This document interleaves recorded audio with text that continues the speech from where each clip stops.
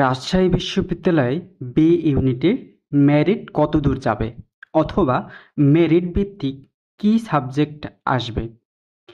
বাণিজ্য শাখা, বিজ্ঞান শাখা, মানবিক শাখা। হিসাব বিজ্ঞান বাণিজ্য শাখা থেকে 140 থেকে 150-এর ভিতরে মেধা তালিকা থেকে সাবজেক্ট পাবে।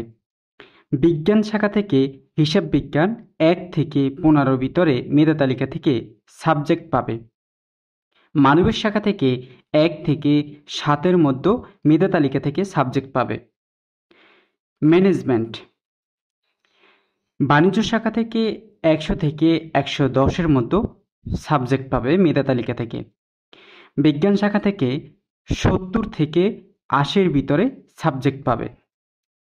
মানবিক শাখা থেকে 1 থেকে 15-এর ভিতরে ম্যানেজমেন্ট সাবজেক্টটি পাবে। ফাইন্যান্স বাণিজ্য শাখা থেকে 90 থেকে 100-এর ভিতরে ফাইন্যান্স সাবজেক্টটি পাবে। বিজ্ঞান শাখা থেকে ফাইন্যান্স সাবজেক্টটি 30 থেকে 40-এর ভিতরে সাবজেক্টটি পাবে। মানবিক শাখা থেকে ফাইন্যান্স সাবজেক্টটি 1 থেকে 5-এর ভিতরে সাবজেক্ট পাবে। মার্কেটিং সাবজেক্টটি বাণিজ্য শাখা থেকে 190 থেকে 200-এর ভিতরে সাবজেক্টটি পাবে। বিজ্ঞান শাখা থেকে 80 থেকে 90 ভিতরে সাবজেক্টটি পাবে। মানবিক শাখা থেকে 10 থেকে 15-এর ভিতরে সাবজেক্টটি পাবে মার্কেটিং সাবজেক্টটি মানবিক শাখা থেকে। ব্যাংক অ্যান্ড ইন্স্যুরেন্স বাণিজ্য শাখা থেকে 350 থেকে 360-এর ভিতরে সাবজেক্টটি প্রোভাইড করা হবে। বিজ্ঞান শাখা থেকে 160 থেকে 170-এর ভিতরে ব্যাংক ইন্স্যুরেন্স মেধা তালিকা থেকে সাবজেক্টটি পাবে।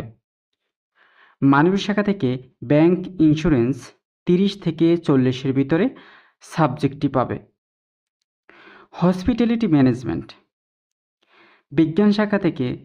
বাণিজ্য শাখা থেকে 290 থেকে 300-এর ভিতরে সাবজেক্টটি পাবে। দেন বিজ্ঞান শাখা থেকে 100 থেকে 110-এর ভিতরে সাবজেক্টটি পাবে মেধা তালিকা থেকে।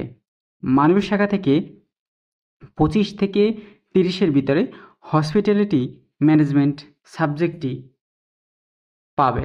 সর্বশেষ কোন শাখা থেকে কত মেরিট থেকে সাবজেক্ট পাবে?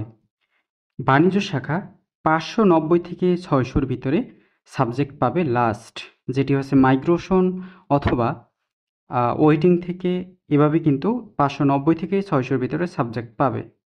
দেন বিজ্ঞান শাখা 210 থেকে 220-এর ভিতরে। মানবিক শাখা 40 থেকে 50-এর ভিতরে সাবজেক্ট পাবে লাস্ট।